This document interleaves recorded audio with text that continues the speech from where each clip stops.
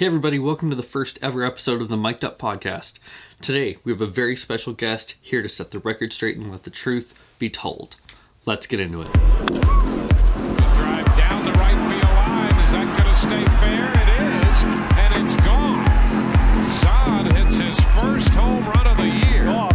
And Zaun's throw to third is in time, and you get the runner at third base.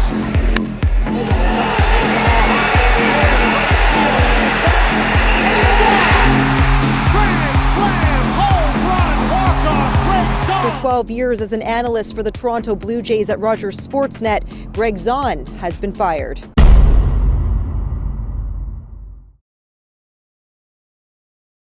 Pleased to be joined now by former Major League ball player and former Sportsnet analyst Gregg Zaun.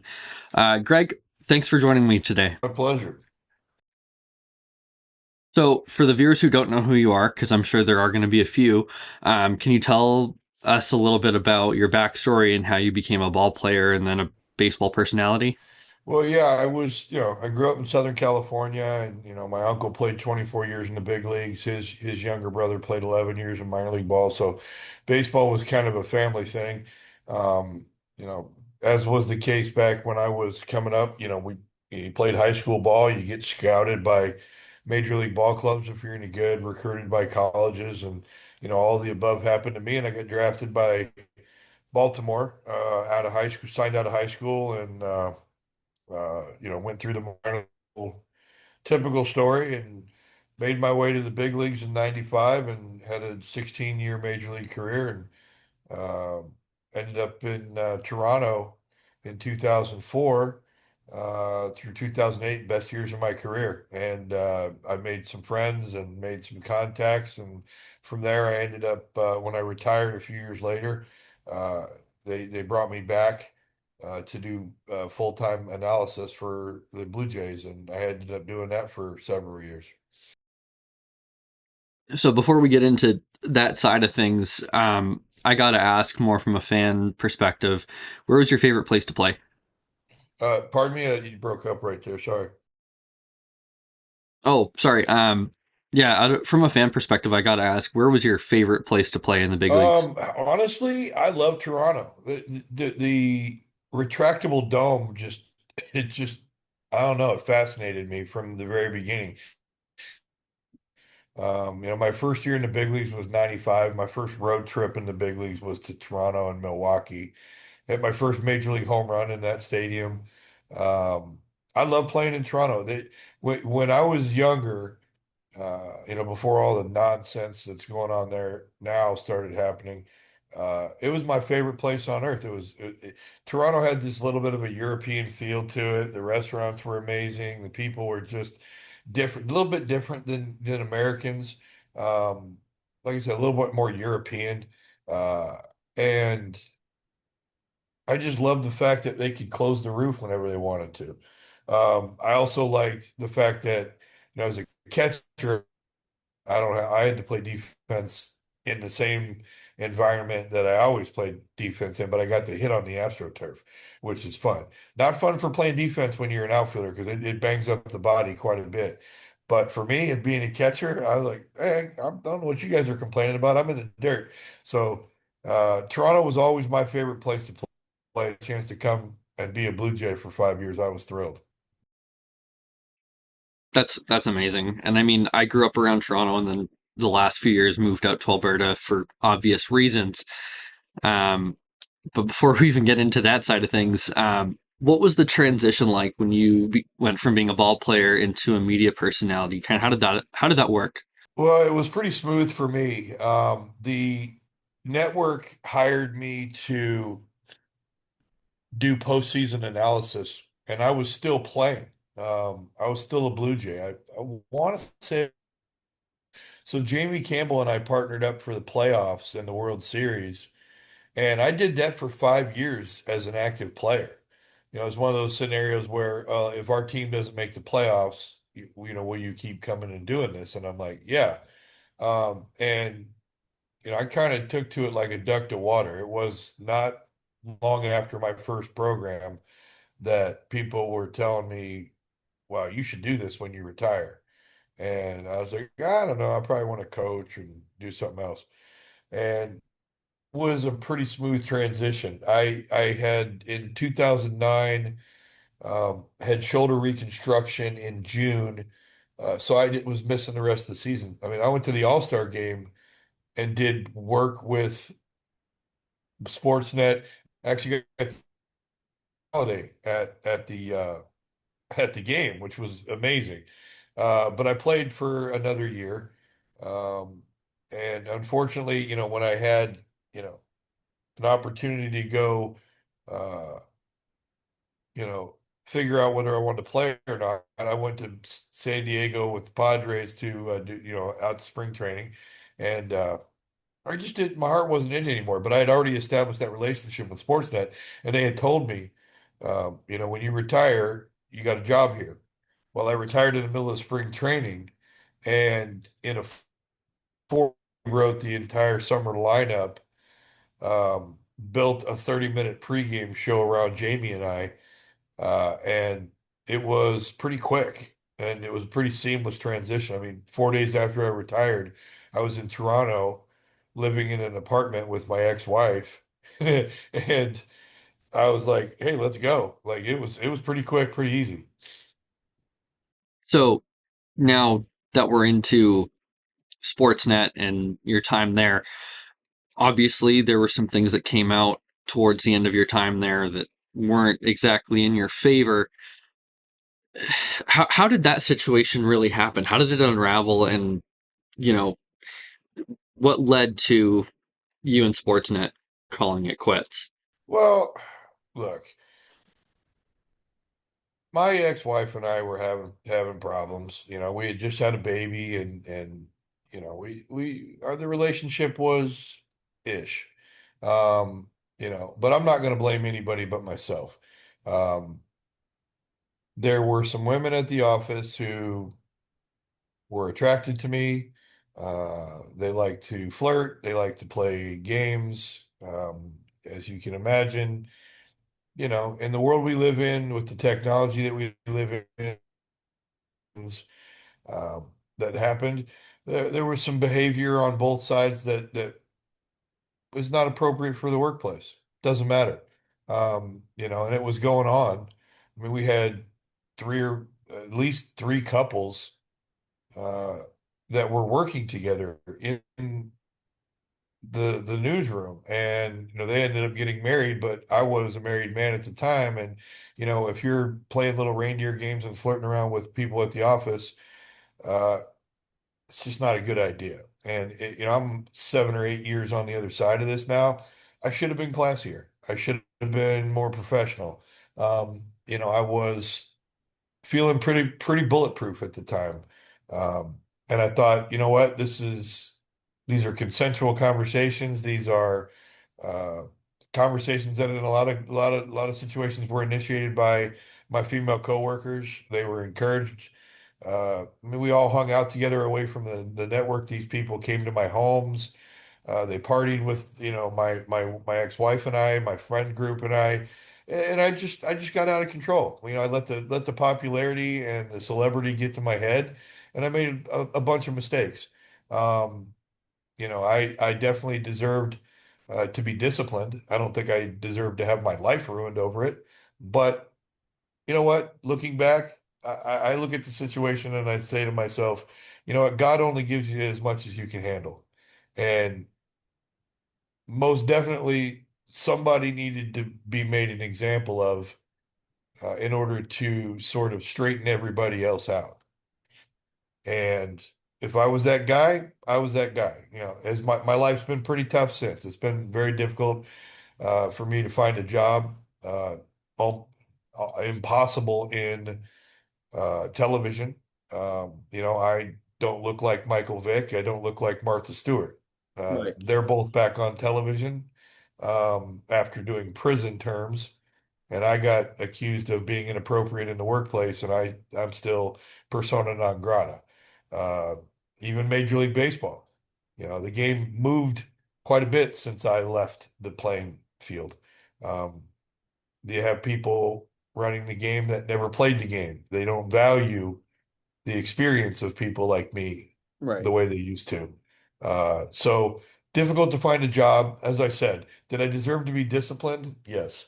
Um, I've learned major life lessons about it. I'm able to more appropriately put myself in other people's shoes and imagine what their experience is like in the workplace. Um, so it's been a growth experience for me. Um, I do regret it. I won't say that I don't regret it because it's been tough. Um, Tougher than it probably should have been. But as I said, or I didn't say it, but I will say it. There's not a whole lot of forgiveness out there for people that look like me. Um, Call it crybaby, whatever. I'm not going to apologize for it at all because that's just the truth of the matter. Um, but at the end of the day, uh, you know, my marriage lasted several years past that. It wasn't the reason why it broke. My daughter and I still have a tremendous relationship. I'm happy as I can be, and would I love to go back and change things? Absolutely, but I can't do that. And until somebody decides that enough's enough for me and that I've spent enough time in the proverbial penalty box, there won't be an opportunity for me doing the things that I love in the places that I love doing them. And I think a lot of baseball fans up here in the north are going to be happy to hear that you've bounced back nicely from that. Um, and you did mention that you lived in the very liberal Toronto for a period of time, and then obviously you ended up moving west, and I guess to some extent south as well, down in Mexico. But um, I guess once your time in Toronto ended, where were you with the mindset of moving west within Canada? So my ex-wife's from Kelowna originally, and she and I owned a ski chalet in Kelowna. It's where she's from, and her family was there. And we'd go out there every year to ski, spend time, and I loved it. I loved the close little community that's there at Big White. Um, Spent the entire winter on the hill last year. My daughter's enrolled in school there in town now, and she is thriving. Um, Great neighborhood with lots of kids, and they're outdoors on their scooters and playing ball and doing kid things, which is amazing. Having grown up in an environment where, we were thrown out of the house in the morning and told not to come back unless Until we the were lights come bleeding on. out of our eyeballs. You know what I mean? Street lights come on, you're either bleeding out of your eyeballs, you need to go to the hospital, or the street lights have come on and now you're back. You need some water, go to the hose. Yeah. That's how I grew up. BMX bikes and riding around with, sports equipment strapped to your bike and going and meeting your friends at the park and we were allowed to function. I mean, we were feral, honestly. We were feral kids. And I think that was part So of my for me to my go, for me upbringing to, too. I love the fact that my daughter's doing well in out there in Kelowna. And I think that was part of my upbringing too. So since you've lived out west, um, you obviously hear the rumblings of the topic of Alberta independence and statehood, and I've seen you kind of dabble in that on Instagram a little bit, making comments here and there. So when that comes up, what makes you such a heavy supporter and I guess an advocate for it, given the experiences you've had in the North? Well, I'm a big believer in freedom. And growing up in Los Angeles, it's pretty liberal there too, but it wasn't when I was a kid. I mean, I grew up in Los Angeles in the Reagan era, and I grew up in a household with a Republican dad who was a business owner. And that's the upbringing that I had. Like I'm as liberal as you can be when it comes to your private life. You can do whatever you want. You want to have same-sex marriage, you want to, dress up like a woman. I don't care. Like none of that stuff bothers me. What I do care about is having the freedom to get up, go to work, provide for your family, to not have too much government interference, to not have their hand in my back pocket all the time. Yep. Um, you know, I get accused of being, like super right wing or whatever, and I'm like, y'all forget that I used to have a charitable foundation. I used to make money and give money away to underprivileged people, veterans, etc. I was like, no, I have charitable bones in my body, but it needs to be my choice. Yes. It needs to be my choice as to how I spend my hard-earned money. If I want to be charitable, that's up to me. You don't get to tell me where my money's going to get spent. And when I look at Alberta, it reminds me of Texas, obviously for obvious reasons with oil and natural gas, the cowboy thing going on. Um, I love it. I think it's amazing. I've spent a lot of time in Alberta, Calgary, Edmonton. There's some really great spots there. Been out to Brooks to do some events. Moose Jaw, or not Moose Jaw, but Medicine Hat. Um, you know, it's just good people, and it drives me nuts that Ottawa wants to put their both of their hands in Alberta's back pockets and be like, well, uh, you know, it's not fair that you guys have all these natural resources, so we're going to tell you how to use them. We're going to tell you you can and can't use them. We're going to take all your money away from you and your prosperity. We're going to give it to a bunch of other people that really don't need it because they just haven't been able to figure out how to be innovative or figure out ways to generate income. And it's just like it's the same old story. It's no different in the United States or any other place. It's the have-nots or the perceived have-nots trying to take from the people that have. And a lot of times the people that have earned it. And like Absolutely. we can't change the fact that Alberta is the third largest resort or reserve of certain natural things. Good God. I mean, it should be one of the wealthiest places on earth. And if they decide they want to share with the rest of the country, hey, how about you be nice to Alberta instead of like Exactly. beating them down? And guess what? I bet you they'd be really, really, really charitable and generous with the rest of the country, given the fact you just turn it on.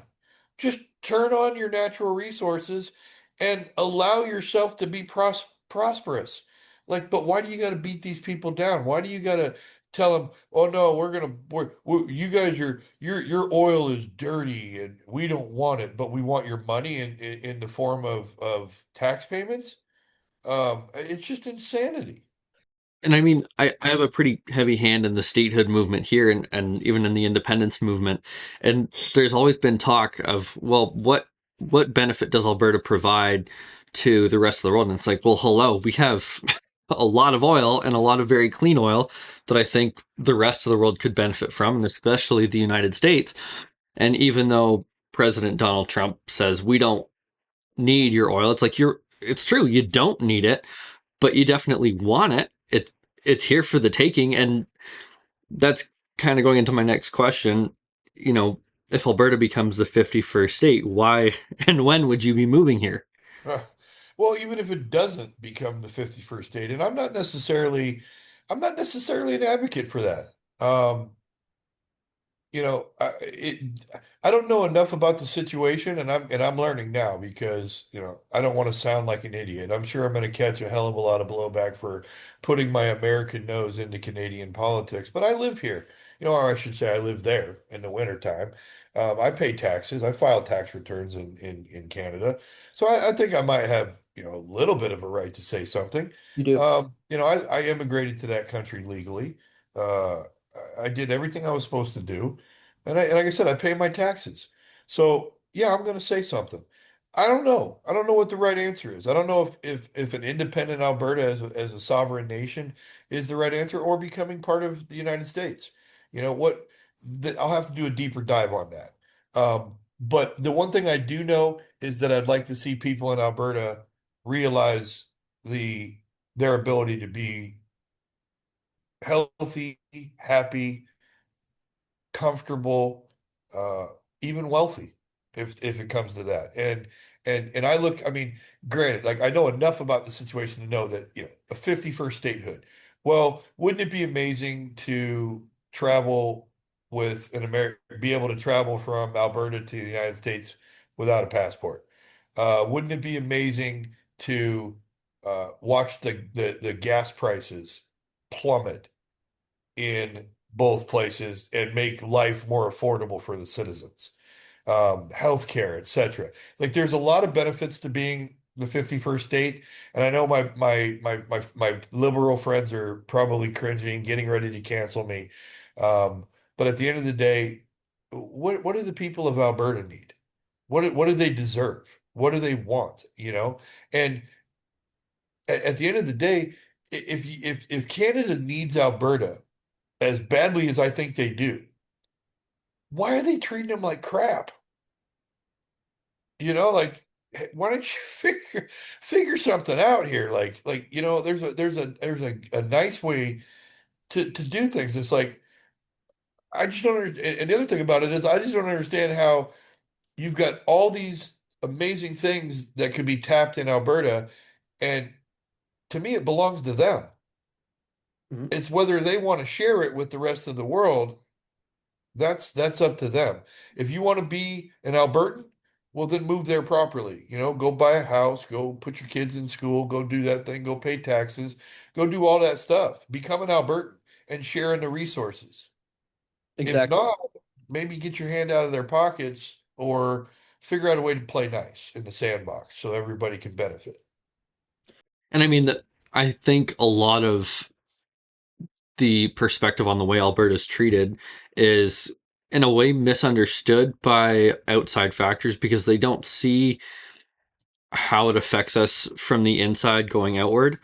And for someone who's lived in Ontario myself and then moved to Alberta, and I'm sure you can see it too. I mean, it goes from, well, Alberta doesn't like Ottawa. Well, why doesn't Alberta like Ottawa? Because Ottawa disrespects Alberta. Alberta is the abused spouse, so to say. Um, and Ottawa takes and takes and takes equalization payments and everything else. And Alberta sees it, it's like, well, we're giving you all this money and we get very little, almost nothing in return. So why should we stay? Why should we still be here? That's the main argument. Yeah, yeah. And then the other one is, where's that money going? It's almost all going to Quebec. And as I said earlier on in the podcast, don't need money, but we want you, or we don't like your dirty oil, but we want your money. Well, Yeah. where do you think the money comes from, dude? Like, come on. It's not fair. There has to be some degree of fairness. I mean, you know, people in socialists, they talk about fair. Well, really? You're right. What does Alberta get for paying all that money? Like mistreated? That's pretty much it. Like I'm looking at the situation and I'm thinking to myself, what are they getting in return? Very little. Very, very little, if anything. And so that doesn't seem to me like an equitable way to treat a partner, to treat a spouse, to treat a friend, you know? I mean, you look at what I saw something the other day that really made sense. It was like if you're looking at the offer that Canada is if we were talking about a fresh slate, like there are no everything's independent. If Alberta was already independent, they were their own country, and Canada was asking them to join, and here's the offer that they're getting. Like, what country in their right mind would take that offer? Yeah, Alberta wouldn't have joined Confederation at that point. No. So I just think there's a better way to treat people, and I think that a prosperous, uh, booming Alberta helps everyone in Canada. I might be oversimplifying it there, but I think it helps everybody in Canada. I mean, why are you struggling so hard with prices, um, with just day-to-day living when you have all of these natural resources that could turn Canada into one of the wealthiest places on the planet, and yet you're still paying astronomical prices for just everyday living. And that doesn't make any sense to me whatsoever. None.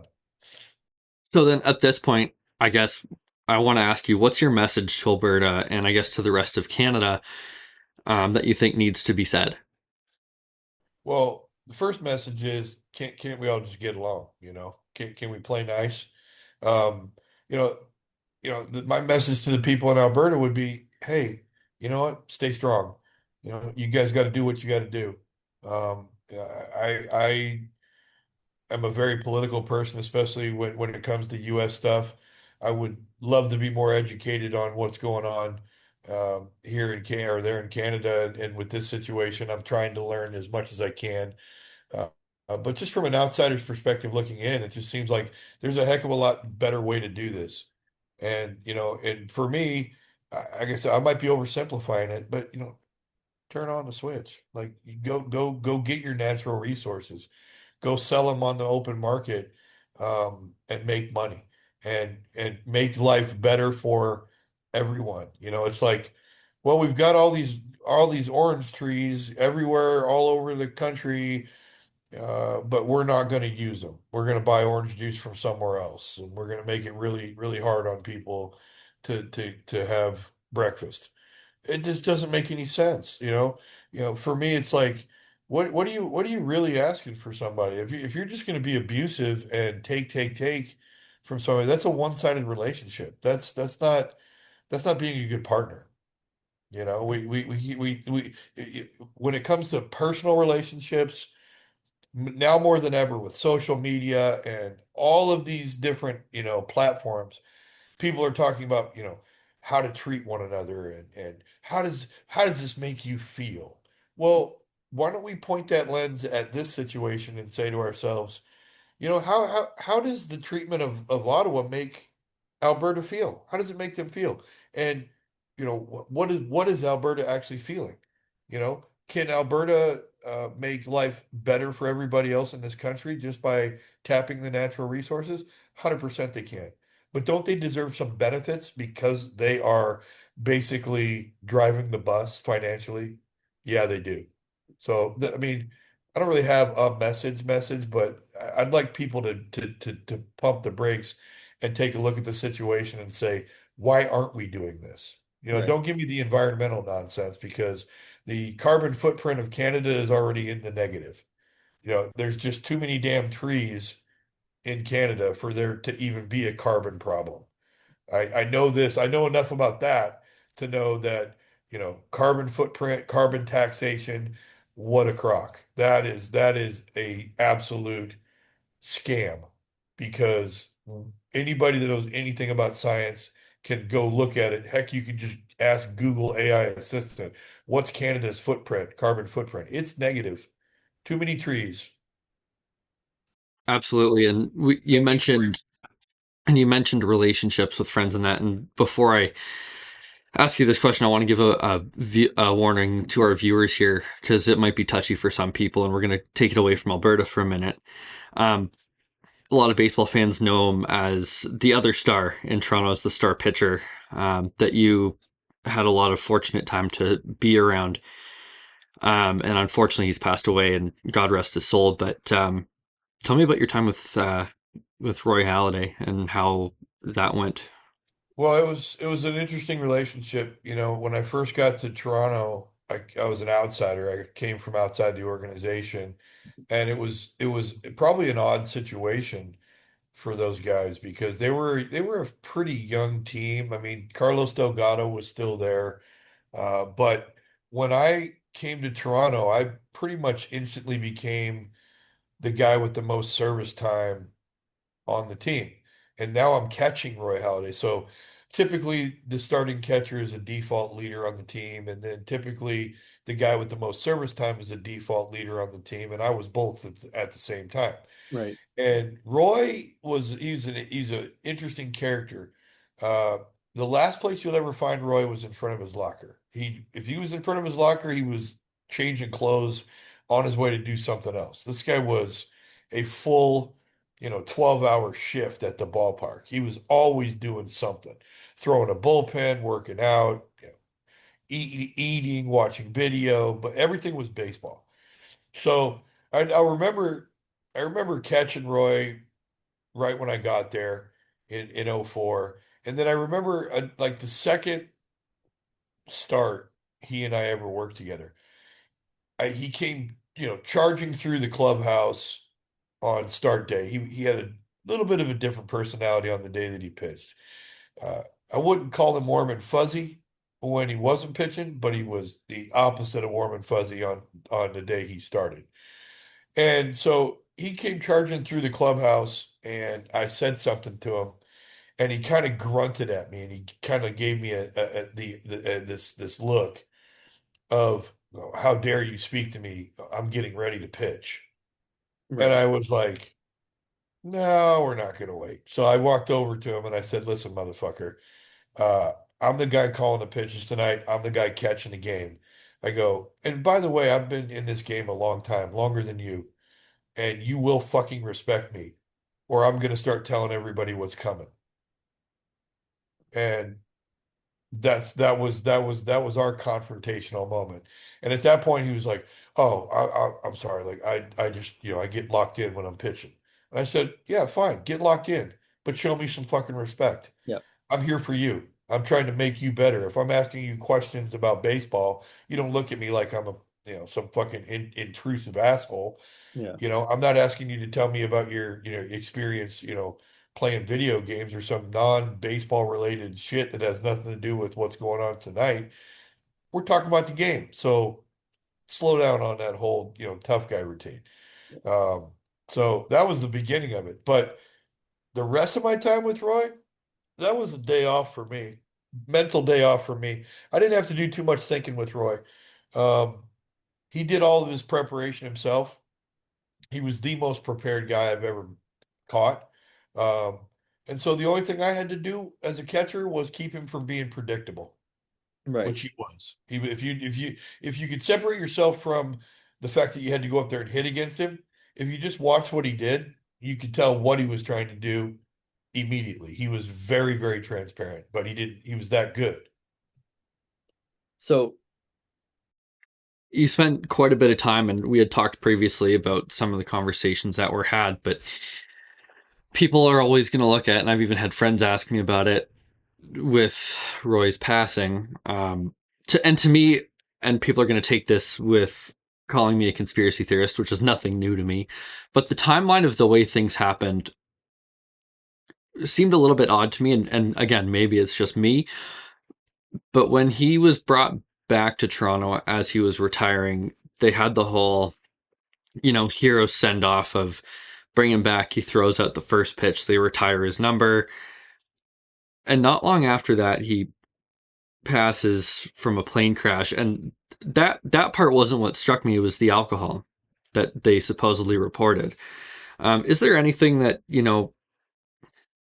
you being a close friend to Roy, that kind of shocked you when all of that took place? Yeah, yeah. I mean, first of all, Roy was hard to get to know. Maybe once or twice a year, he would agree to go out for a beer with the boys on the team. I didn't know Roy as a guy that was a substance guy, and there were plenty of them. You know, amphetamines, alcoholism, weed. They're guys deal with things differently. Um, Roy was about as clean and straight laced as you can get. Uh, I do know one thing about Roy that I can, say that we shared was a warrior mentality. mhm. Whatever we need to do to get on the field to play. So, I multiple occasions in my career, I'll speak to myself, taking, painkillers, injections pregame to get out there and play. Professional baseball player, starting catcher. My job to show up when my name's called and show up as often as I can, unless I'm physically unable to go out there. But if there's a pill or a shot that can get me on the field, I'm going to take it. By the time I got to Toronto, I was not a prospect anymore. So we weren't worried about ruining my body. They just needed me to go catch 9 innings. Yeah. So I did.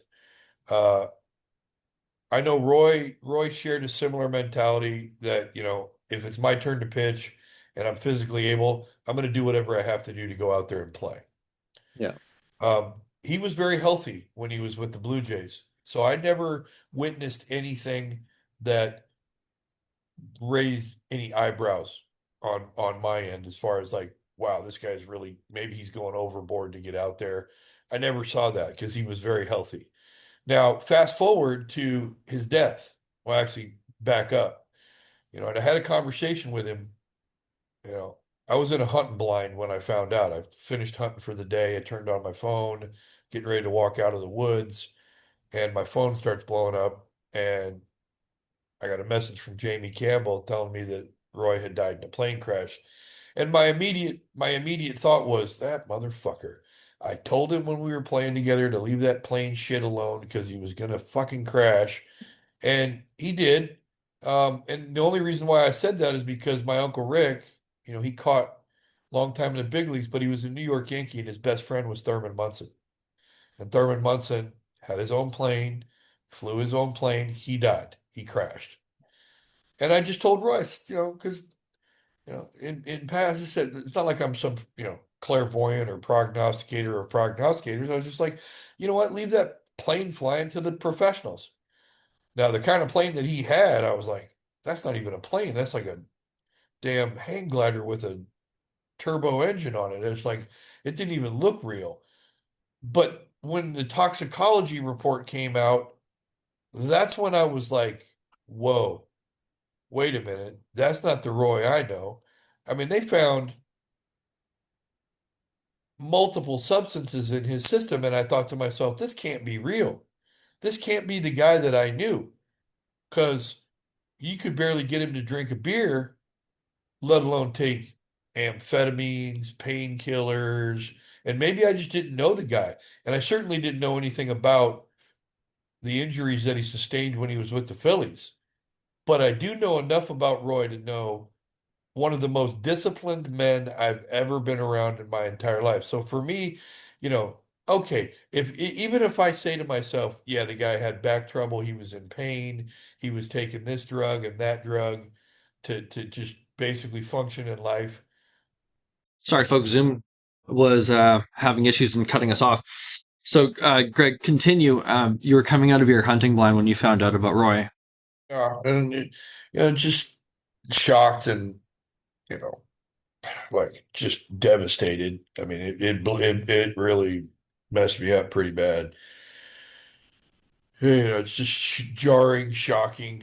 Um, and I had to leave to go back to Toronto to do, the eulogy, and that was tough. It was hard for me to even get home. I was about 4 hours from Toronto at the time.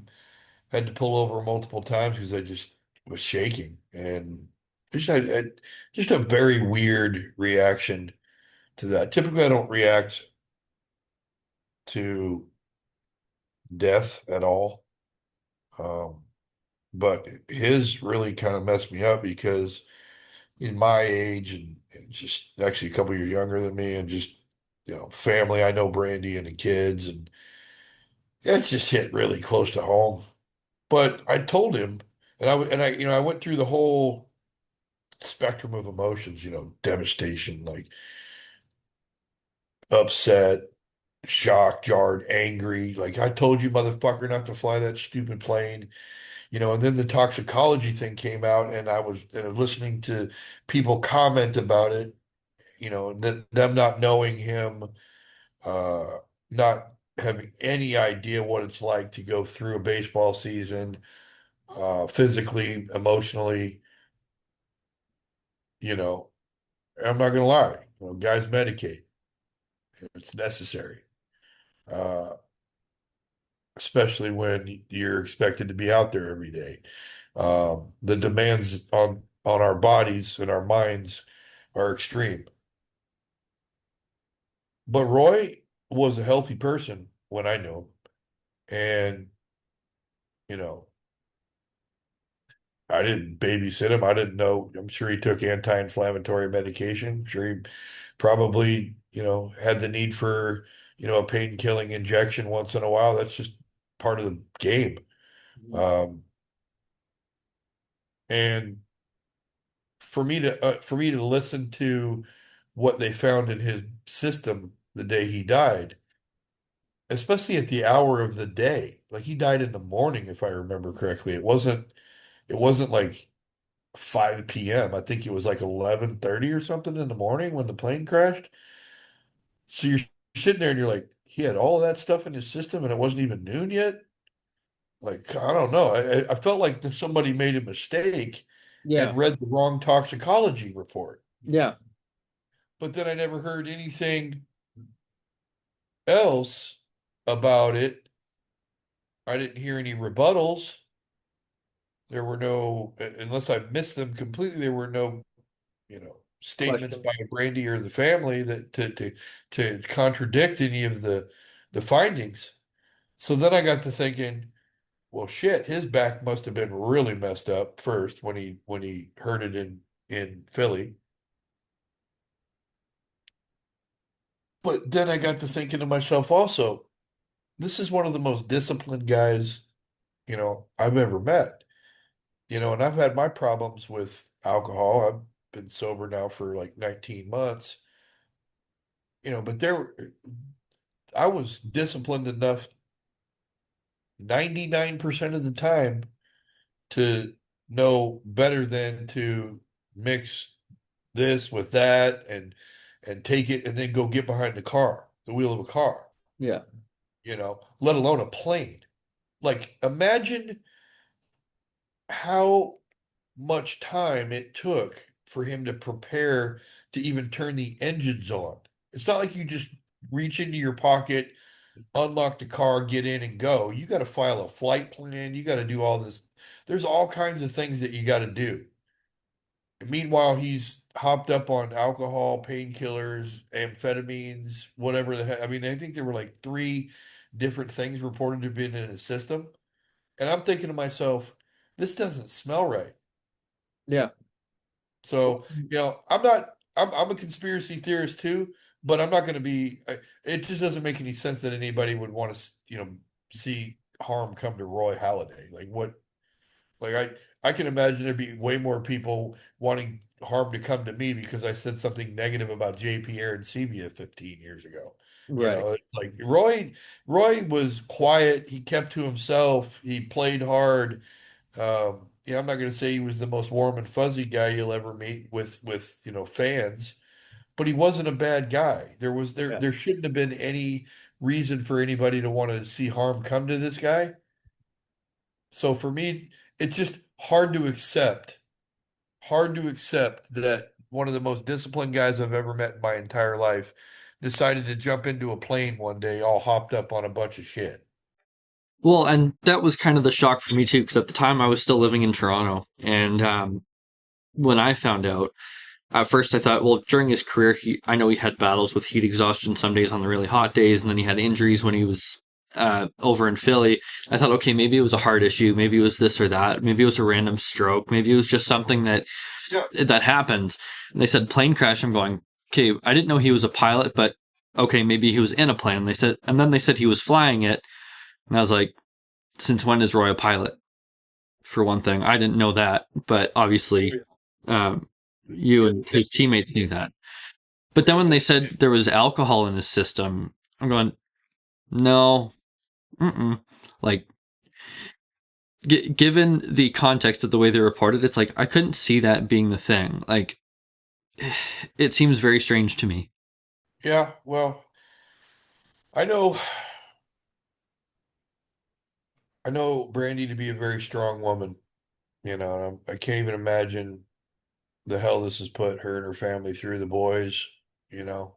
I mean, we lived near one another in Florida, and a couple of springs I spent some time with them at the house, and I just imagine her. She's a strong woman. If there was something amiss, if there was something awry here, that something that didn't pass the smell test, she'd know better than anyone.